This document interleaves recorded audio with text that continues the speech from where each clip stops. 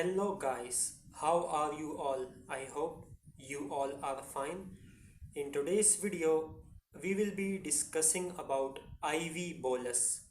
What is IV bolus and what are the properties of IV bolus? So, if you are new to this channel, make sure to subscribe the channel. Also, don't forget to click on the bell icon so you don't miss future upcoming updates. Okay.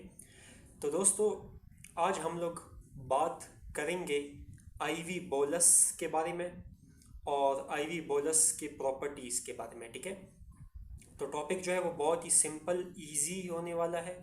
कोई भी इसमें इतनी मुश्किल चीज़ नहीं है।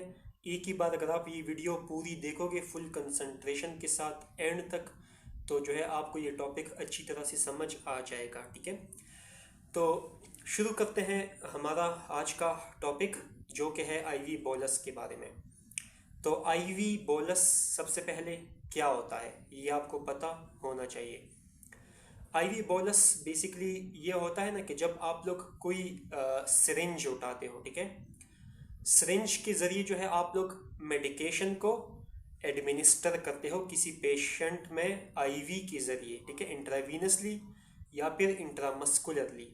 ठीक है, लेकिन जब हम लोग बात कर रहे हैं आईवी बोलस के बारे में, तो यहाँ पर आप लोगों ने जो एडमिनिस्ट्रेशन जो साइट होगा वो आईवी रूट होगा। ठीक है, आईएम नहीं होगा, पहली बात। तो अब आईवी बोलस में क्या होता है कि आप लोग किसी भी पेशेंट को आईवी रूट के ज़रिए मेडिकेशन को इंजेक्ट करवाते हो, ठीक है, सिरिंज की मदद से।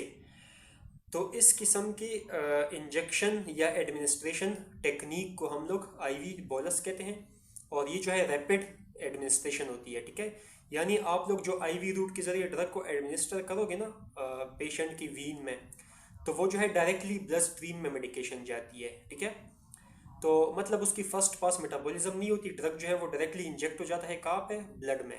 ठीक है, आईवी बोलस की वजह से, सिरिंज में मेडिकेशन देने की वजह से। ठीक है, तो इसकी डिफिनीशन ये हो सकती है ना कि मतलब it is a rapid instantaneous administration of the medication through IV route या थ्रू आईवी लाइन। ठीक है, ये भी इसकी डिफिनीशन हो सकती है।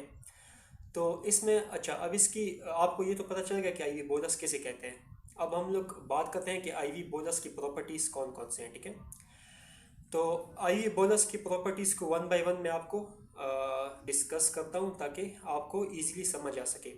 सबसे पहले आपको ये तो पता चल गया कि आईवी बोलस किसे कहते हैं।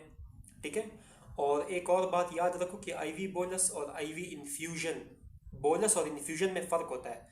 बोलस का मतलब होता है कि हम लोग रैपिड इंस्टेंटेनियस सिंगल डोज दे रहे हैं मेडिकेशन की। ठीक है, जबकि इन्फ्यूजन में जो है हम लोग स्लोली ड्रग को जो है एडमिनिस्टर करते हैं over time with respect to time. ठीक है, तो इन्फ्यूजन जो है वो कंटिन्यूस होता है। ठीक है, स्लोली हम लोग ड्रग को जो है कंटिन्यूसली इन्फ्यूज़ करते हैं वीन में, जबकि आईवी बोलस जो है वो वन टाइम जो है वो एडमिनिस्ट्रेशन होती है उसकी आईवी लाइन में या आईवी रूट में।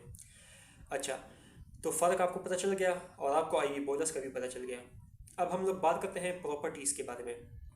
तो क्या होता है ना दोस्तों के, सबसे पहली जो प्रॉपर्टी है इसकी वो है रैपिड ऑनसेट ऑफ एक्शन। अब जाहिर सी बात है, आप जो है वो ड्रग को रैपिडली इंजेक्ट कर रहे हो वीन की थ्रू, आईवी रूट की थ्रू, ठीक है, ब्लड में, तो उसका ऑनसेट ऑफ एक्शन भी तो फिर रैपिड ही होगा ना, क्योंकि आप रैपिड इंजेक्शन दे रहे हो। ठीक है, तो मतलब इसका जो रैपिड ऑनसेट ऑफ एक्शन का मतलब होता है कि जो ड्रग का जो मैकेनिज्म ऑफ एक्शन होता है, जो थेरापेटिक इफेक्ट होता है ड्रग का, जो क्लिनिकल इफेक्ट होता है, वो जल्दी इमीडिएट क्विकली जो है वो अचीव हो जाएगा।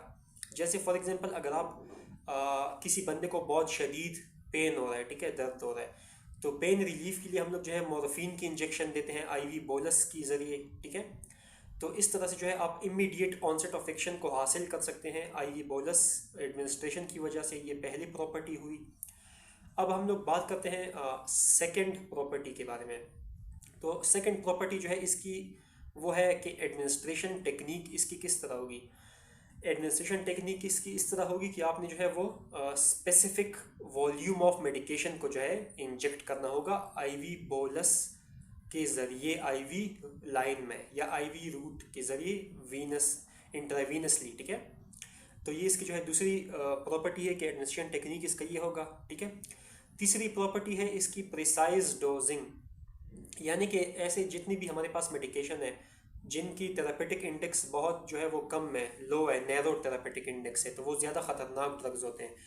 तो नैरो थेरापेटिक इंडेक्स वाले जो मेडिसिन होते हैं तो उनकी हम लोग जो है वो प्रिसाइज एक्यूरेट डोजिंग दे सकते हैं आईवी बोलस की ज़रिए, ठीक है। इसके अलावा हमारे पास चौथी जो प्रॉपर्टी है वो है इंडिकेशन फॉर यूज़, यानी कि आईवी बोलस को जो है आप लोग किस इंडिकेशन के लिए यूज़ कर सकते हो। तो जैसे मैंने आपको पहले भी बता दिया है कि जो भी ऐसे इमीडिएट अगर आपको कोई इफेक्ट चाहिए होता है किसी ड्रग का, ठीक है, जैसे इमरजेंसी सिचुएशन की अगर बात करें, ठीक है, एनाफिलैक्सिस की बात करें, तो उसमें हम लोग जो है एपिनेफ्रीन की जो है आईवी बोलस इंजेक्शन देते हैं, ठीक है, एनाफिलैक्सिस के केस में। तो हमें वहाँ पे जो है इमीडिएट एक्शन चाहिए होता है, रैपिड ऑनसेट ऑफ एक्शन चाहिए होता है, तभी हम लोग आईवी बोलस देते हैं एपिनेफ्रीन की, ठीक है। तो इस तरह से हमारे पास जितनी भी इंडिकेशन होती है जहाँ पे हमें क्विक थेरापेटिक इफेक्ट या क्लिनिकल इफेक्ट चाहिए होता है, तो वहाँ पर हम लोग जो है वो आईवी बोलस के ज़रिए इंजेक्शन देते हैं पेशेंट को, ठीक है। अच्छा, इसके बाद है अगली प्रॉपर्टी, फोर्थ प्रॉपर्टी, जो कि है बायो अवेलेबिलिटी। अब पहले तो आपको ये पता होना चाहिए कि बायो अवेलेबिलिटी किसे कहते हैं, ठीक है। अगर नहीं पता तो आप देख लो, या फिर मैं आपको थोड़ा सा रिवाइज कर देता हूँ। बायो अवेलेबिलिटी का मतलब होता है कि कितना फ्रैक्शन ऑफ ड्रग जो है वो अनचेंज फॉर्म में रीच कर रहा है ब्लड स्ट्रीम में, ठीक है, इसको बायो अवेलेबिलिटी कहते हैं। तो इसको हम लोग जो है वो रिप्रेजेंट करते हैं एफ के ज़रिए, एफ बायो अवेलेबिलिटी को, एफ मतलब फ्रैक्शन ऑफ ड्रग, ठीक है। अच्छा, तो अब हमारे पास जो बायो अवेलेबिलिटी है आईवी बोलस के केस में वो क्या होगी, कम होगी, ज़्यादा होगी। तो जब आप लोग आईवी बोलस डोज देते हो ना, तो आईवी बोलस डोज देने की वजह से क्या होता है कि जो बायो अवेलेबिलिटी है मेडिसिन की वो 100% होती है, ठीक है। क्यों होती है? क्योंकि जो मेडिकेशन, जो ड्रग आप दे रहे हो आईवी बोलस के ज़रिए, वो तो डायरेक्टली ब्लड में जा रहे हैं ना, वो मतलब ये तो नहीं है कि वो पहले जीआईटी से पास हो फिर एब्जॉर्ब हो के ब्लड में जाए, तो नहीं है ना, वो तो डायरेक्टली जो है फॉरन ब्लड में डायरेक्ट जा रहा है। तो इस वजह से उसकी जो बायो अवेलेबिलिटी है ब्लड के अंदर वो 100% हो जाती है आईवी बोलस के केस में, ठीक हो गया। इसके अलावा आईवी बोलस के लिए जो है आपको मॉनिटरिंग बहुत ज़्यादा इंपॉर्टेंट होती है। जब आप आईवी बोलस इंजेक्शन देते हो ना पेशेंट को, तो उसके बाद आपको उसको कंटिन्यूसली मॉनिटर करना होता है पेशेंट को, ताकि पता चले कि उसमें जो थेरेपेटिक इफेक्ट है, जो रैपिड ऑनसेट ऑफ एक्शन है, वो अचीव हुआ या नहीं हुआ, या फिर आईवी बोलस देने के बाद कोई उसमें एडवर्स रिएक्शन तो नहीं आ रहे। तो ये आपको जो है मॉनिटरिंग मस्ट करनी है आईवी बोलस के डोज के केस में, ठीक है। अच्छा, तो इस तरह से जो है आपके पास एक और प्रॉपर्टी आ जाती है स्टेडी स्टेट की। आईवी बोलस के केस में स्टेडी स्टेट अचीव नहीं होता, ठीक है। There is no steady state in case of IV bolus, ठीक है। जबकि आईवी इन्फ्यूजन जब आप देते हो, कंटिन्यूसली आप ड्रग एडमिनिस्टर करते हो स्लोली वेन में ओवर टाइम, तो वहाँ पे जो है आपके पास स्टेडी स्टेट अचीव होता है, ठीक है। तो ये इसकी एक आखिरी प्रॉपर्टी मैंने आपको डिस्कस कर दी है।